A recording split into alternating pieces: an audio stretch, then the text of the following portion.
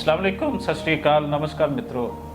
मेरे नाल इस वे मौजूद हैं तारक जटाला साहब। तारक जटाला साहब रिटायर्ड प्रिंसीपल हैं दयाल सिंह काली दे और इन्हां दे एजुकेशन के नाल नाल पंजाबी फिल्म ते पंजाबी लैंगुएज ते बहुत ज़्यादा कम है।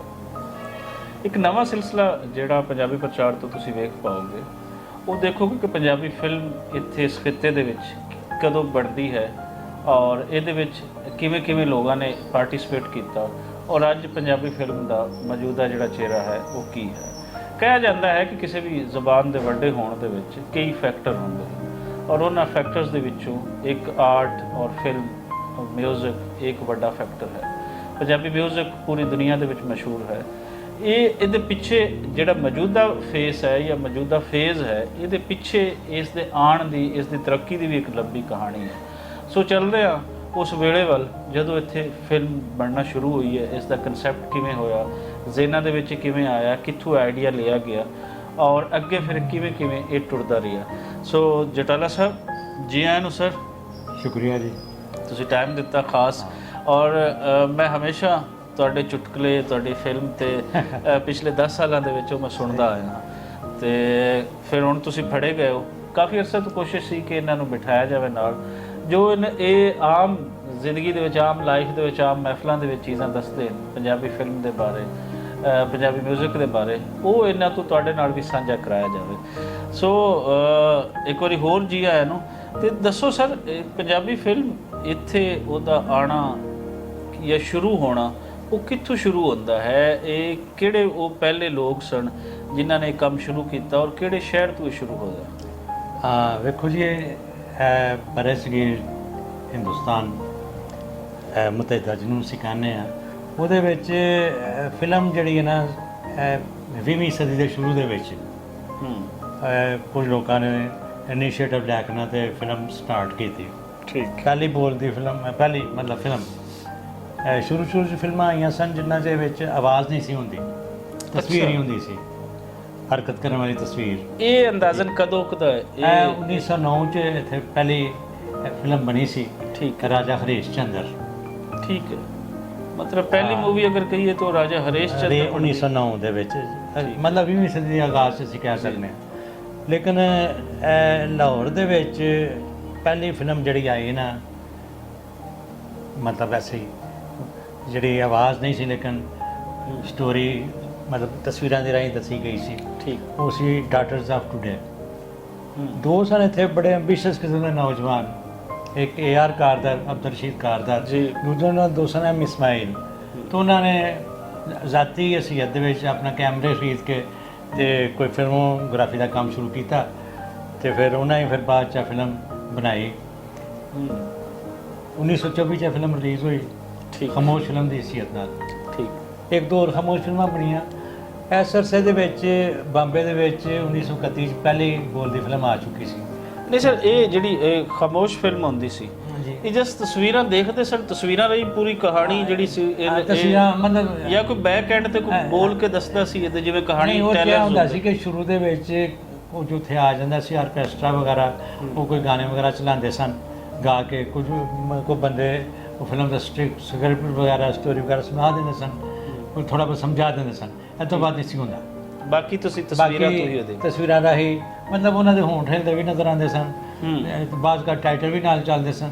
ਲੇਕਿਨ ਫਿਲਮ ਖਾਮੋਸ਼ ਸੀ ਕਿਉਂਕਿ ਇਹ ਤਸਵਰ ਹਾਲੀ ਨਹੀਂ ਸੀ ਕੋਈ ਟੈਕਨੋਲੋਜੀ ਆਈ। ਬਾਅਦ ਜਦੋਂ ਫਿਲਮ ਨੇ ਬੋਲਣਾ, ਅੱਛਾ ਬੋਲਦੀ ਫਿਲਮ ਦਾ ਨਾਮ ਰੱਖਿਆ ਗਿਆ ਟਾਕੀ, TALKI, ਅਤੇ ਉਹਨੂੰ ਅਸੀਂ ਫਿਲਮੀ ਜ਼ਬਾਨ 'ਚ ਟਾਕੀ ਕਹਿਣਾ ਸ਼ੁਰੂ ਕੀਤਾ ਲੋਕਾਂ ਨੇ। ਬੰਬੇ ਟਾਕੀਜ਼ ਫਿਰ ਇੱਕ ਮਸ਼ਹੂਰ ਫਿਲਮੀ ਅਦਾਰਾ ਬਣਿਆ ਬੰਬੇ ਦੇ ਵਿੱਚ ਜਿਨ੍ਹਾਂ ਨੇ ਫਿਲਮਾਂ ਬਣਾਈਆਂ। ਔਰ ਇਹ ਦੱਸ ਰਹੇ ਸੀ 1932 ਦੇ ਵਿੱਚ ਬਣਾ। 1931 ਦੇ ਵਿੱਚ ਪਹਿਲੀ ਫਿਲਮ ਲੱਗੀ ਸੀ ਆਲਮਾਰਾ। ਅੱਛਾ, ਉਦੋਂ 1 ਸਾਲ ਬਾਅਦ ਹੀ ਲਾਹੌਰ 'ਚ ਪਹਿਲੀ ਫਿਲਮ ਬੋਲਦੀ ਬਣ ਗਈ। ਠੀਕ ਹੈ। ਉਹ ਵੀ ਇਹਨਾਂ ਹੀ ਬਣਾਈ ਸੀ, AR कारदार ਨੇ ਤੇ ਇਸਮਾਈਲ ਨੇ, ਤੇ ਉਰੇ ਪੰਜਾਬ ਦੇ ਨਾਂ 'ਤੇ ਫਿਲਮ ਸੀ। ਉਦੋਂ ਫਿਲਮ ਇੱਕ ਬਣਦੀ ਸੀ, ਨਾਲ ਉਰਫ ਵੀ ਰੱਖਿਆ ਜਾਂਦਾ ਸੀ, ਉਰੇ ਪੰਜਾਬ ਉਰਫ ਹੀਰ ਰਾਂਝਾ। ਅੱਛਾ। ਹਾਂਜੀ, ਮਤਲਬ ਨਾ ਕਿਉਂ ਨਾ ਇੱਕ ਨਾਂ ਦਾ ਉਰਫ, ਯਾਨੀ ਕਿ ਆਮ ਬੋਲ ਚਾਲ ਤੁਸੀਂ ਉਹਨੂੰ ਕੀ ਕਹਿਣਾ। ਠੀਕ। ਤੇ ਉਹ ਫਿਲਮ ਅਸੀਂ ਕਹਿ ਸਕਦੇ ਹਾਂ ਮਤਲਬ ਕਿ ਉਰਦੂ ਔਰ ਪੰਜਾਬੀ ਮਿਕਸ ਸੀ। ਠੀਕ। हाँ जी, वो बिल्कुल प्योर पंजाबी नहीं सी। और गाने ਪੰਜਾਬੀ ਸਨ, ਕਰੈਕਟਰ ਵੀ ਪੰਜਾਬੀ ਦਾ, ਮਾਹੌਲ ਵੀ ਪੰਜਾਬੀ ਦਾ, ਲੇਕਿਨ ਲੈਂਗੁਏਜ ਜਿਹੜੀ ਹੈ ਨਾ ਮੋਸਟਲੀ ਉਰਦੂ ਸੀ। ਤੇ ਕੋਈ ਮਿਲੀ ਜੁਲੀ ਖਿਚੜੀ ਫਿਲਮ ਚੱਲੀ 1932 'ਚ ਰਿਲੀਜ਼ ਹੋਈ। ਪਹਿਲੀ ਫਿਲਮ ਹੁੰਦੀ ਸੀ, ਇਹਦਾ ਲੋਕਾਂ ਨੇ ਰਿਸੈਪਸ਼ਨ ਵੀ ਦਿੱਤਾ। ਡੈਫੀਨਿਟਲੀ ਇੱਕ ਨਵੀਂ ਚੀਜ਼ ਸਾਹਮਣੇ ਆ ਆਪਣਾ ਰਫੀਕ ਅਜ਼ਮੀ, ਉਹ ਬੜੇ ਮਸ਼ਹੂਰ ਮੂਸੀਕਾਰ ਸਨ। ਬਾਅਦ 'ਚ ਉਹਨਾਂ ਮਿਊਜ਼ਿਕ 'ਚ ਵੀ ਕਾਫੀ ਕੰਮ ਕੀਤਾ। ਤੇ ਹੀਰੋਇਨ ਅਨਵਰੀ ਸੀ ਠੀਕ, ਉਸ ਵਕਤ, ਉਹ ਵੀ ਇੱਕ ਮਸ਼ਹੂਰ ਇਹ ਅਦਾਕਾਰ। ਕਿੱਥੋਂ ਦੇ ਸਨ ਕੋਈ ਪਤਾ ਹੈ? ਅਨਵਰੀ ਅੰਮ੍ਰਿਤਸਰ ਦੀ ਸੀ। ਅੱਛਾ, ਅੰਮ੍ਰਿਤਸਰ ਦੀ ਤਵਾਇਫ ਸੀ। ਉਹਦਾ ਮਤਲਬ ਹੈ ਕਿ ਆਮ ਸ਼ਰੀਫ ਘਰਾਣਾ ਦੀਆਂ ਲੜਕੀਆਂ ਜਾਂ ਪੜ੍ਹੀਆਂ ਲਿਖੀਆਂ ਲੜਕੀਆਂ ਨਹੀਂ ਸਨ ਆਉਂਦੀਆਂ। ਤੇ ਫਿਲਮ 'ਚ ਕੰਮ ਕਰਨ ਵਾਲੀਆਂ ਲੜਕੀਆਂ ਜਿਹੜੀਆਂ ਨਾ ਉਹ ਤਵਾਇਫਾਂ ਆਮ ਤੌਰ 'ਤੇ ਹੁੰਦੀਆਂ ਸਨ ਉਸ ਬਾਜ਼ਾਰ ਵਿੱਚ, ਜਿਹਨੂੰ ਅਸੀਂ ਕਹਿੰਦੇ ਹਾਂ। ਜੀ ਜੀ, ਮਤਲਬ ਜਿਹੜਾ ਗਾਉਣ ਵਜਾਉਣ ਦਾ ਵੀ ਕੰਮ ਕਰਦੀਆਂ ਸਨ, ਨੱਚ ਵੀ ਲੈਂਦੀਆਂ ਸਨ। ਠੀਕ, ਤੇ ਅਦਾਕਾਰੀ ਵੀ ਉਹਨਾਂ ਨੂੰ ਸਿਖਾ ਦਿੱਤੀ ਜਾਂਦੀ ਸੀ। ਅਨਵਰ 'ਚ ਬਾਅਦ ਸੁਣਿਆ ਰਫੀਕ ਅਜ਼ਮੀ ਨੇ ਸ਼ਾਦੀ ਵੀ ਕਰ ਲਈ, ਫਿਰ ਬਾਅਦ 'ਚ ਔਲਾਦ ਹੋਈ। ਸਲਮਾ ਆਗਾ ਨਾਂ ਸੁਣਿਆ ਹੋਣਾ, ਉਸ ਲੜੀ ਵਿੱਚ ਸਨ। ਅੱਛਾ, ਸਲਮਾ ਆਗਾ ਉਹਨਾਂ ਦੀ ਬੇਟੀ ਹੈ? ਉਹਨਾਂ ਦੀ ਬੇਟੀ ਨਹੀਂ, ਉਹ ਤਾਂ ਦੋਤਰੀ ਜਾਂ ਪੋਤਰੀ ਅੱਗੇ ਬਣਦੀ ਹੋਣੀ ਕਿ ਉਹਨਾਂ ਦੀ ਸਰਹੱਦੀ ਜਾਂ ਜਿਹੇ ਲੋਕ ਸਨ ਉਸ ਫੈਮਿਲੀ ਦੇ। ਤੇ ਬਾਅਦ 'ਚ ਚੱਲਦੇ ਰਹੇ ਫਿਲਮਾਂ ਦੇ ਵਿੱਚ ਵੀ। ਤੇ ਦੱਸਣ ਦਾ ਮਕਸੂਦ ਸੀ ਕਿ ਉਹ ਫਿਲਮ ਅਸੀਂ ਕਹਿੰਦੇ ਹਾਂ ਲਾਹੌਰ ਦੀ ਪਹਿਲੀ ਫਿਲਮ ਸੈਮੀ ਪੰਜਾਬੀ, ਲੇਕਿਨ ਮੁਕੰਮਲ ਪੰਜਾਬੀ ਫਿਲਮ ਲਾਹੌਰ ਦੀ ਸੀ, ਇਸ਼ਕ-ਏ ਪੰਜਾਬ। ਇਹ 1934 'ਚ ਬਣੀ ਸੀ। ਠੀਕ, ਮਿਰਜ਼ਾ ਸਾਹਿਬਾਂ ਦੀ ਸਟੋਰੀ 'ਚ। ਇਹਦੇ 'ਚ ਉਸ ਵਕਤ ਦੇ ਐਕਟਰ ਸਨ। ਤੇ ਇੱਕ ਹੋਰ ਫਿਲਮ ਉਹ ਤੋਂ ਬਾਅਦ 'ਚ ਬਣੀ ਕਲਕੱਤਾ। ਅੱਛਾ, ਇਹ ਮੈਂ ਤੁਹਾਨੂੰ ਦੱਸਾਂ ਕਿ ਇਹ ਜਿਹੜੀ ਫਿਲਮਾਂ ਬਣੀਆਂ ਨਾ ਪੰਜਾਬੀ ਦੀਆਂ, ਇਹ ਇੰਡੀਆ ਦੇ 3 ਮਰਕਜ਼ਾਂ 'ਚ ਬਣੀਆਂ, ਲਾਹੌਰ, ਕਲਕੱਤਾ ਤੇ ਬੰਬਈ। ਮਤਲਬ ਅੱਜ ਕੱਲ੍ਹ ਉਹਨੂੰ ਮੁੰਬਈ ਕਹਿੰਦੇ ਆ। ਜੀ ਜੀ, ਉਸ ਜ਼ਮਾਨੇ 'ਚ ਬੰਬਈ ਜਾਂ ਬੰਬੇ ਕਹਿੰਦੇ ਸੀ। ਬੰਬੇ ਉਦੋਂ ਤੋਂ ਹੀ ਮਤਲਬ ਫਿਲਮ ਨਗਰੀ ਦਾ ਗੜ ਚੱਲਿਆ। ਬਿਲਕੁਲ, ਬੰਬੇ ਕਲਕੱਤਾ 2 ਗੜ ਸਨ। ਕੁਝ ਕਹਿੰਦੇ ਨੇ ਕਲਕੱਤਾ ਪਹਿਲਾਂ ਸਟਾਰਟ ਹੋਇਆ ਸੀ, ਕੁਝ ਕਹਿੰਦੇ ਨੇ ਬੰਬੇ, ਲੇਕਿਨ ਆ ਕਿ ਨਾਲ ਪੈਰਲਲ ਲਾਹੌਰ ਦੇ ਅੰਦਰ ਵੀ ਫਿਰ ਕੰਮ ਸਟਾਰਟ ਹੋ ਗਿਆ। ਲਾਹੌਰ ਦੇ ਅੰਦਰ ਵੀ ਨਾਲ ਕੰਮ ਸਟਾਰਟ ਹੋ ਗਿਆ। ਤੇ ਕਲਕੱਤੇ 'ਚ ਬਣੀ ਸੀ ਪਿੰਡ ਦੀ ਕੁੜੀ 1935 'ਚ, ਜਿਸ ਨੂੰ ਨੂਰਜਹਾਂ ਨੇ ਵੀ ਛੋਟਾ ਜਿਹਾ ਰੋਲ ਅਦਾ ਕੀਤਾ ਸੀ। ਅੱਛਾ ਅੱਛਾ, ਨਹੀਂ ਇਸ਼ਕ-ਏ ਪੰਜਾਬ ਜਿਹੜੀ ਪਹਿਲੀ ਮੂਵੀ ਹੈ ਜੀ, ਉਹਦੇ ਵਿੱਚ ਕਿਹੜੇ ਐਕਟਰ ਸਨ, ਕਿਹੜੀ ਐਕਟਰੈਸ ਸੀ, ਤੇ ਉਹਦੇ ਬਾਰੇ ਕੋਈ ਦੱਸੋ ਕਿ ਸਟੋਰੀ ਥੋੜੀ ਜਿਹੀ ਕਿਹਦੇ ਤੇ ਚੱਲੀ? ਸਟੋਰੀ ਸੀ ਮਿਰਜ਼ਾ ਸਾਹਿਬਾ ਦੀ ਸਟੋਰੀ ਸੀ। ਠੀਕ, ਤੇ ਐਕਟਰ ਇਸ ਮੇਰੇ ਦਿਨ 'ਚ ਨਹੀਂ ਆ ਰਹੇ, ਮਸ਼ਹੂਰ ਐਕਟਰ ਸਨ ਉਸ ਵੇਲੇ ਵੀ, ਲੇਕਿਨ ਇਹ ਹੈ ਕਿ ਮਿਰਜ਼ਾ ਸਾਹਿਬਾਂ ਦੀ ਮਸ਼ਹੂਰ ਸਟੋਰੀ। ਅੱਛਾ, ਇਹ 'ਚ ਬੜੀ ਦਿਲਚਸਪ ਗੱਲ ਹੈ ਵੇ ਕਿ ਜਿਹੜੀਆਂ ਫਿਲਮਾਂ ਬਣਨੀਆਂ ਸ਼ੁਰੂ ਹੋਈਆਂ ਸਟਾਰਟ ਦੇ ਵਿੱਚ ਹੀ, ਜੀ, ਤੇ ਤਕਸੀਮ ਤੱਕ ਯਾਨੀ ਕਿ ਪਾਰਟੀਸ਼ਨ ਤੱਕ ਬਣਦੀਆਂ ਰਹੀਆਂ। ਲਾਹੌਰ 'ਚ ਕੋਈ 37 ਫਿਲਮਾਂ ਪੰਜਾਬੀ ਦੀਆਂ ਬਣੀਆਂ ਸਨ ਪਾਰਟੀਸ਼ਨ ਤੋਂ ਪਹਿਲੇ ਤੱਕ। ਉਰਦੂ ਵੀ ਲਾਹੌਰ ਤੇ ਦੂਜੇ ਸੈਂਟਰਾਂ 'ਚ ਮਿਲਾ ਕੇ ਪੰਜਾਬੀ ਦੀਆਂ ਟੋਟਲ ਫਿਲਮਾਂ 37 ਸਨ। ਉਰਦੂ ਦੀਆਂ ਵੀ ਨਾਲ ਚੱਲਦੀਆਂ ਰਹੀਆਂ ਸਨ, ਲੇਕਿਨ ਮੋਸਟਲੀ ਪੰਜਾਬੀ ਫਿਲਮਾਂ ਜਿਹੜੀਆਂ ਸਨ ਉਹ ਸਨ ਲੋਕ ਦਾਸਤਾਨਾਂ ਦੇ ਉੱਤੇ ਸਨ। ਹੀਰ ਰਾਂਝਾ ਤੇ ਮਿਰਜ਼ਾ ਸਾਹਿਬਾ ਤੇ ਸੱਸੀ ਪੁੰਨੂ ਤੇ ਬਣੀ, ਸੱਸੀ ਪੁੰਨੂ ਤੇ ਬਣੀ, ਸੋਨੀ ਮਹੀਵਾਲ ਤੇ ਬਣੀ। ਅੱਬਾ ਇੱਕ ਨਹੀਂ ਬਲਕਿ 2 ਫਿਲਮਾਂ, ਹੀਰ ਰਾਂਝਾ ਤੇ ਹੀਰ ਰਾਂਝਾ ਤੇ ਇੱਕ ਮੁਕੰਮਲ ਪੰਜਾਬੀ ਫਿਲਮ ਹੀਰ ਸਿਆਲ ਵੀ ਬਣੀ ਸੀ। ਅੱਛਾ, ਸੱਸੀ ਪੁੰਨੂ ਜਿਹੜੀ ਫਿਲਮ ਬਣੀ ਉਹਦੇ 'ਚ ਬਾਲੋ ਅਦਾਕਾਰਾ ਸੀ ਉਸ ਜ਼ਮਾਨੇ 'ਚ, ਬੜੀ ਮਸ਼ਹੂਰ ਅਦਾਕਾਰਾ ਪਾਕਿਸਤਾਨ ਦੀ, ਜਿਹਨੂੰ ਪਾਕਿਸਤਾਨ ਦੀ ਪਹਿਲੀ ਅਦਾਕਾਰਾ ਕਹਿੰਦੇ ਨੇ ਸਕਰੀਨ ਦੀ, ਸਬੀਆ ਜੀ, SBK ਖਾਨਮ ਦੀ ਵਾਲਦਾ ਸਨ, ਜਿਨ੍ਹਾਂ ਨੇ ਸੱਸੀ ਪੁੰਨੂ 'ਚ ਹੀਰੋ ਦਾ ਰੋਲ ਅਦਾ ਕੀਤਾ ਸੀ, ਬਾਲੋ। ਠੀਕ, ਤੇ ਉਹਦੇ ਮੀਆਂ ਮਾਹੀਆ, ਇਹ ਉਹਦਾ ਸਟੋਰੀ ਬੜੀ ਮਸ਼ਹੂਰ ਸੀ ਬਾਲੋ ਮਾਹੀਆ ਦੀ। ਹਾਂ ਹਾਂ ਹਾਂ, ਕਹਿੰਦੇ ਨੇ ਕਿ ਗੁਜਰਾਤ ਦਾ ਸੀ, ਆਪਣਾ ਮਾਹੀਆ ਟਾਂਗਾ ਚਲਾਉਂਦਾ ਸੀ ਤੇ ਬਾਲੋ ਉੱਥੋਂ ਦੀ ਕਿਸੇ ਵਕੀਲ ਦੀ ਬੇਟੀ ਸੀ, ਤੇ ਦੋਵਾਂ ਦੇ ਵਿੱਚ ਆਪਸ 'ਚ ਕੋਈ ਇਸ਼ਕ ਮਾਸ਼ਕਾ ਹੋ ਗਿਆ, ਔਰ ਤੇ ਬਾਲੋ ਨੂੰ ਪਤਾ ਨਸਾ ਕੇ ਲੈ ਗਿਆ, ਬਸ ਸ਼ਾਦੀ ਕਰ ਲਈ, ਮੁਕੱਦਮੇਬਾਜ਼ੀ ਵੀ ਹੋਈ, ਤੇ ਸ਼ਾਦੀ ਤੋਂ ਬਾਅਦ ਫਿਰ ਨਾ ਗੁਜ਼ਾਰਾ ਹੋ ਸਕਿਆ। ਅੱਛਾ, ਬਾਲੋ ਮਾਹੀਆ ਆਪਸ 'ਚ ਗੱਲਬਾਤ ਕਰਦੇ ਸਨ ਟੱਪੇ ਬੋਲ ਕੇ, ਮਾਹੀਆ ਬੋਲ ਕੇ। ਠੀਕ, ਉਹਨਾਂ ਦਾ ਸਟਾਈਲ ਸੀ, ਉਸੇ ਵਜ੍ਹਾ ਕਰਕੇ ਨਾਮ ਉਹਦੇ ਮੀਆਂ ਦਾ ਮੁਹੰਮਦ ਅਲੀ ਸੀ, ਲੇਕਿਨ ਮਾਹੀਆ ਦੇ ਨਾਂ ਤੇ ਮਸ਼ਹੂਰ ਸੀ। ਮਾਹੀਆ ਦਾ ਉਸ ਕਰਕੇ ਉਹ ਜਿਹੜੀ ਸਿਰਫ ਬਾਲੋ ਮਾਹੀਆ ਦੀ ਸਟੋਰੀ ਦੇ ਬਾਅਦ ਇੰਡੀਆ 'ਚ ਫਿਲਮ ਹੀ ਬਣੀ। ਠੀਕ ਹੈ, ਤੇ ਉਹਨਾਂ ਅਦਾਕਾਰਾਂ ਤੇ ਫਿਲਮ ਬਣਾਈ ਗਈ ਸੀ ਸੱਸੀ ਪੁੰਨੂ।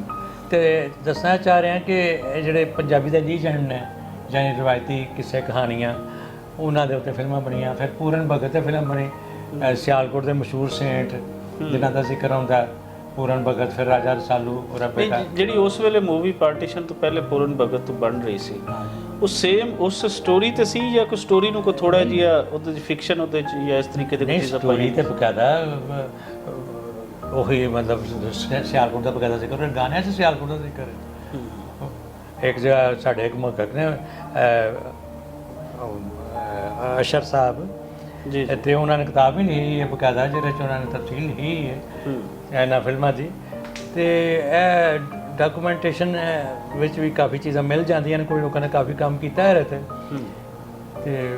ਲੇਕਿਨ ਇਹ ਕਿ ਭਾਰਤ ਸਾਨੂੰ ਯਾਦ ਰੱਖਣਾ ਚਾਹੀਦਾ, ਸਾਡਾ ਹਿੱਸਾ ਸੀ ਜੀ। ਉਹ ਇੱਕ ਫਿਲਮਾਂ ਯਾਦਗਾਰ ਫਿਲਮਾਂ ਸਨ ਔਰ ਸੰਨ 47 ਤੱਕ ਫਿਲਮਾਂ ਬਣਦੇ ਰਹੀਆਂ। ਆਖਰੀ ਫਿਲਮ ਮੇਰਾ ਹਾਲੇ ਕਮਲੀ ਸੀ, ਜਿਹੜੀ ਪਾਰਟੀਸ਼ਨ ਦੇ ਜ਼ਮਾਨੇ 'ਚ ਬਣੀ, ਜਿਸ 'ਚ ਮਾਸਟਰ ਨੇ ਅਹਿਸਾਨ ਦਾ ਮਿਊਜ਼ਿਕ ਸੀ।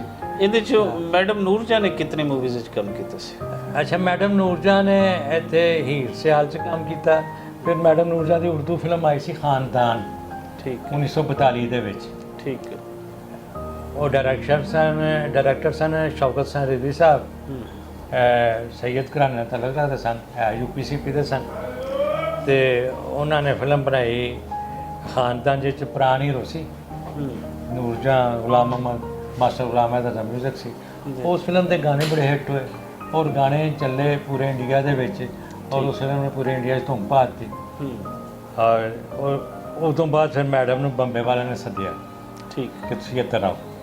ਹਾਂ, ਕਿਉਂਕਿ ਇੱਕ ਫਿਰ ਮਰਕਜ਼ ਇਹ ਹੁੰਦਾ ਸੀ ਕਿ ਜਿਹੜਾ ਲਾਹੌਰ ਤੋਂ ਤਰਬੀਅਤ ਲੈਂਦਾ ਸੀ ਐਕਟਰ, ਤੋਂ ਇੱਕ ਤਰ੍ਹਾਂ ਦੀ ਅਕੈਡਮੀ ਸੀ ਲਾਹੌਰ, ਅਕੈਡਮੀ ਸੀ। ਫਿਰ ਬੰਬੇ ਫਿਰ ਉਹ ਮੌਕੇ ਤੇ ਫਿਰ ਅਗਲਾ ਨੈਕਸਟ ਸਟੈਪ ਉਹਦਾ ਬੰਬੇ ਹੁੰਦਾ ਸੀ।